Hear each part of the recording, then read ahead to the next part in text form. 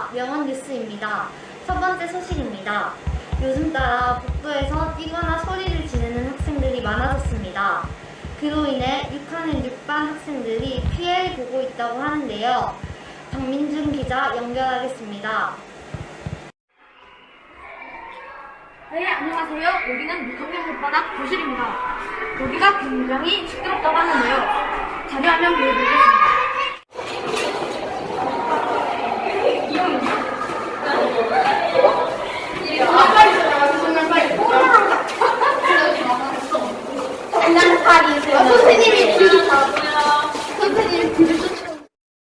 보시는 것처럼 엄청난 소음을 유발하는데요. 어떤 학생은 괴성을 지르며 뛰어다니기도 합니다.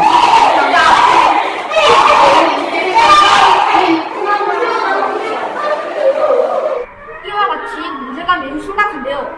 제가 피해자분들과 한번 인터뷰해 보겠습니다. 피해자분들과 한번 인터뷰해 보겠습니다. 요즘 뛰는 학생이 많아 불출분한 적도 있고 감을 너무 시끄럽게 들어서 공부에 방해된 적도 있어요. 또 다른 피해자분과 인터뷰 한번 해보겠습니다. 제가 요즘 수업 시간에 공부를 하고 있는데 밖이 너무 시끄러워서 집중도 안 되고 계속 선생님도 조용히 하시라고 하는데 계속 시끄러우면은 좀 화나기도 하고 짜증나기도 합니다. 처럼 많은 학생들이 피해를 보고 있는데요. 제가 이곳의 데시벨을 한번 측정해 보겠습니다. 지금 이곳의 데시벨은 현재 파도의 데시벨과 비슷한데요. 이처럼 많은 학생들이 피해를 보고 있습니다. 빨리 이 문제의 해결 방안을 찾았으면 좋겠습니다. 이상 명언뉴스 권준 기자였습니다. 다음 소식입니다. 최근 들어 기온이 급격히 낮아지면서 보건실을 찾는 학생들이 많아졌다고 합니다. 보건 선생님과의 인터뷰를 통해 자세히 알아보도록 하겠습니다. 장예령 기자 연결하겠습니다. 안녕하세요. 명언뉴스의 장예정입니다. 한주희 학생과 보건 선생님의 인터뷰가 있겠습니다. 안녕하세요. 이렇게 시간 내주셔서 감사합니다. 저는 6학년 6반의 안준희입니다. 지금부터 인터뷰를 시작하겠습니다. 첫 번째 질문은 학생들이 어디가 자주 아파서 오나요? 선생님이 올해 한 해 학생들 보건실 온 현황을 통계를 내보니까요. 외상이 가장 많았습니다. 외상이라고 하면 이제 그 피부나 이런 게 많이 다쳐서 많이 오고, 그 다음에 타박상이나 골절 등으로 이제 많이 다쳐서 옵니다. 그 다음으로 3등은 이제 복통. 많이 와서 특히나 요즘에는 또 감기 환자가 돼서 감기 증상인데 이게 코로나 의심 증상이랑도 같기 때문에 코로나 의심 증상으로도 학생들이 많이 보건실을 방문하고 있습니다. 네. 두 번째 질문으로는 하루에 몇 명이 정도 학생들이 오나요? 평균적으로 봤을 때 하루에 70명에서 80명 가량의 학생들이 오고 있고, 많이 올 때는 한 100명까지도 하루에 오는 거 오고 있습니다. 그리고 세 번째 질문은 이 학교에서 일하면서 제일 힘든 점은 무엇인가요? 아무래도 우리 학교가 부산에서 큰 학교 중에 하나이기 때문에 전교생이 1,500명이나 되다 보니까 좀 사건 사고가 많이 발생해서 그거로 인해서 조금 업무가 조금 힘든 것 같습니다. 전면 등교가 실시됨으로 인해 가지고 그 놀이시설이나 이런 데서 학생들이 과격한 장난을 하다가 이렇게 다치거나 골절되거나 이렇게 해서 오는 경우가 많기 때문에 그런 데 응급처치를 빨리 해야 되기 때문에 그런 점이 조금 힘든 부분이 있는 것 같습니다. 그리고 코로나 확진자 발생이 저희 학교에는 몇 번 있었거든요. 그럴 때 대처해야 되는 게 보건선생님 위주로 대처를 많이 하니까 그때 좀 많이 힘든 부분이 있습니다. 네, 역학조사도 진행해야 되고 접촉자도 보건실에서 파악을 해야 되기 때문에 그런 부분에 있어서 조금 여러 사람들이 협조가 필요하니까 그때 조금 업무가 과주되는 것 같습니다. 그리고 네 번째 질문은 보건 선생님 두 분이신데 혹시 역할이 따로 있으신가요? 보건선생님 역할은 뭐 같은데 그래도 같은 거를 전공하기보다는 아무래도 선생님이 반반 나눠서 하는 경우가 많죠. 선생님은 전소연 선생님 입장에서는 보건 수업 위주로 하고 선생님 수업 갔을 때는 보건실을 지켜야 되는 선생님 입장에서는 처치 위주로 하고 이런 식으로 좀 서로 나눠가지고 크게 봤을 때는 같이 협조해서 업무를 하는데 그래도 이렇게 수업 갔을 때는 처치하고 선생님 없을 때는 선생님이 하고 이런 식으로 그래서 협조해서 하는 겁니다. 저희 둘이 있는 게 이제 학교가 크기 때문에 2명이 배치가 된 겁니다. 학교가 커서 그렇죠. 커서 다른 학교에는 다 한 명. 네.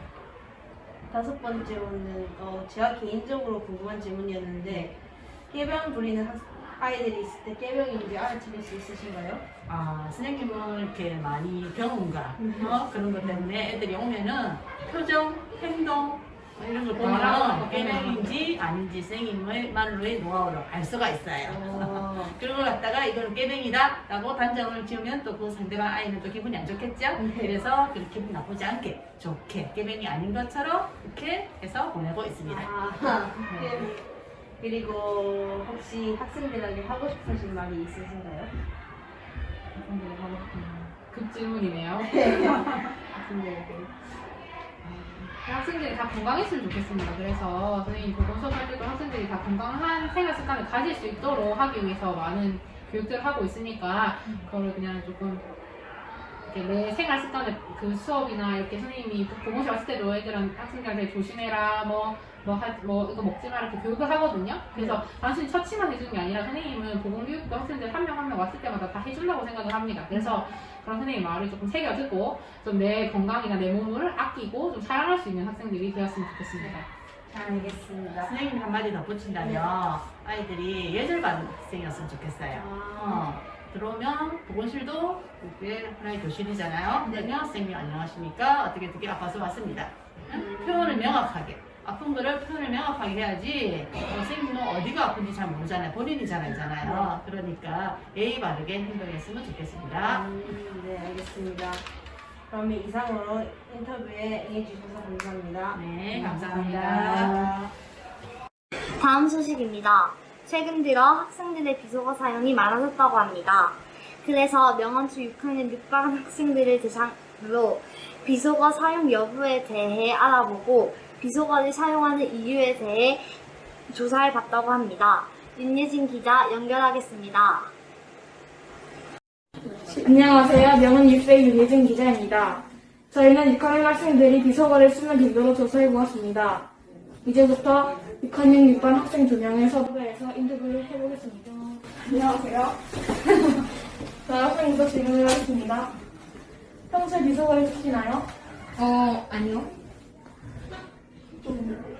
저 잘 안 써요.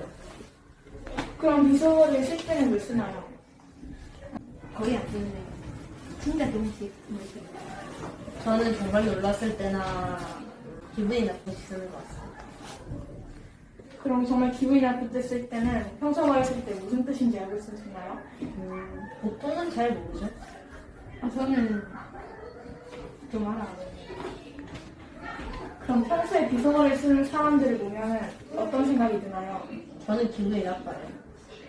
저는 그걸 딱 보면 듣기 안 좋고 듣기 안 좋아요. 이렇게 영원초등학교 6학년 6반 학생들을 조사해봤습니다. 평소에 비속어를 사용하지 않는 학생들이 24%, 평소에 비속어를 사용하는 학생들이 76%라는 것입니다. 따라서 평소에 비속어를 사용하는 학생들이 더 많다는 것입니다. 비속어를 대체해줄 말은 다르고 고운 말이 있습니다. 앞으로 학생들이 다르고 고운 말을 썼으면 좋겠습니다. 우리 모두 실천합시다. 마지막 소식입니다. 학교에서 음식물 쓰레기 문제가 점점 심각해지고 있다고 합니다. 음식물 쓰레기 문제에 대해 영양 선생님과 인터뷰를 해보았습니다. 장한희 기자 연결하겠습니다. 안녕하세요. 뉴스 장한희 기자입니다. 요즘 학생들이 음식을 버리는 것이 큰 화제가 되고 있는데요. 안녕하세요. 네, 안녕하세요. 6학년 6반에서 온 책뉴스 장한희 기자입니다. 일단 첫 번째 질문입니다. 요즘 학생들이 음식물 쓰레기를 많이 남기는데 그것에 대해 어떻게 생각하시나요? 네, 먼저 제가 묻고 싶어요. 아니 학생은 음식물 쓰레기가 많이 남는 거에 대해서 어떻게 생각합니까? 일단은 다 직접 만드시는데 굉장히 안타깝고 좀 슬퍼요. 그렇죠. 학생의 입장에서도 굉장히 안타깝고 슬픈데 그 음식을 직접 조리하고 제공하는 선생님을 비롯해서 다른 조리 선생님들 굉장히 많이 안타깝게 생각을 합니다. 여러분들 마찬가지로 학교 급식법에 의거해서 여러분들이 성장하는데 알맞은 영양량을 맞춰서 식단을 구성하고 양을 제공을 하게 됩니다. 그런데 이제 그 양을 다 먹지 못하고 버리는 학생들이 굉장히 많아서 선생님 굉장히 안타까운데, 그래서 이제 전체적인 배식량은 한 명 한 명 다 조금 많이 이렇게 주지 못하기 때문에 여러분들 수신호를 제가 정해줬었죠. 아, 맞아요. 네. 많이 주세요. 조금만 주세요. 또 알러지가 있으니까 주지 마세요. 라고 수신호를 정해줬어요. 그래서 많이 먹고 싶은 친구는 많이 달라고 얘기하고, 적게 먹고 싶은 친구는 적게 주세요 얘기합니다. 아닌 친구는 주지 마세요 얘기를 하는데, 이런 표현을 좀 잘하면 음식물 쓰레기가 좀 적게 나오지 않을까 생각을 합니다. 두 번째 질문인데, 아까 학생들이 음식물 쓰레기를 많이 남긴다 하셨는데 그 이유나 문제점이나 해결책은 뭐예요? 저는 매일 그거에 대해서 생각을 합니다. 학생들이 음식을 많이 남기게 되면 좋아하지 않는 음식일까? 아니면 조리법을 좀 바꿔볼까? 그렇다고 해서 여러분들이 좋아하는 음식만 제공할 수는 없잖아요. 그죠? 너희들 좋아하는 고기만 맨날 제공할 수도 없고 튀김만 맨날 제공할 수도 없는 노릇이고, 그래서 이제 선생님은 이런 수신호를 통해서 배식량을 조절하고 다양한 조리법을 개발을 하고 있습니다. 실제로. 그래서 여러분들이 맛있게 먹을 수 있도록 항상 연구를 하고 정성스럽게 하고 있어요. 감사합니다. 일단 두 번째 질문까지는 답을 받았고 마지막 세 번째 질문인데, 영양사 선생님께서 음식물 쓰레기를 남기는 학생들을 이제 이렇게 봤다면은 어떤 생각이 먼저 드시나요? 저 굉장히 많이 속상합니다. 우리 학교에서 학생 수가 많기 때문에 한 달에 식재료로 사용되는 식재료 비용이 한 달에 1억입니다. 엄청나죠. 그리고 음식물 쓰레기를 처리하는 비용이 한 달에 100만 원입니다. 이 돈이 음식물이 버려지는 비용과 음식물 쓰레기 처리 비용 하면 수백만 원이 버려집니다. 너무너무 안타깝고, 우리 조리 선생님이 10명이에요. 10명이 7시 반에 출근하셔서 11시에 배식할 때까지 정말 열심히 조리를 하세요. 그 음식들이 먹어보지도 않고 그대로 버려지는 거가 너무너무 안타깝고 속상하고, 그 다음에 경제적인 손실도 엄청나죠. 그래서 그 음식을 만약에 배식을 좀 덜 받겠습니다, 안 받겠습니다, 이런 표현을 좀 더 잘한다면 더 먹고 싶은 아이들이 추가 배식 때에서 더 많이 먹을 수 있지 않을까, 이런 생각도 해봅니다.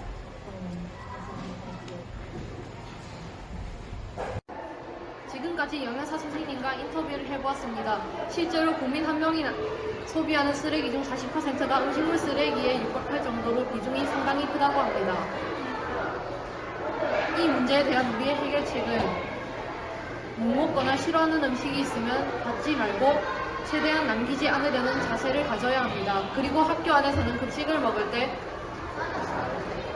최대한 다 먹을 수 있도록 노력을 해야 합니다. 이상 뉴스 장한희 기자였습니다. 감사합니다. 이상으로 명언 뉴스를 마치겠습니다. 감사합니다.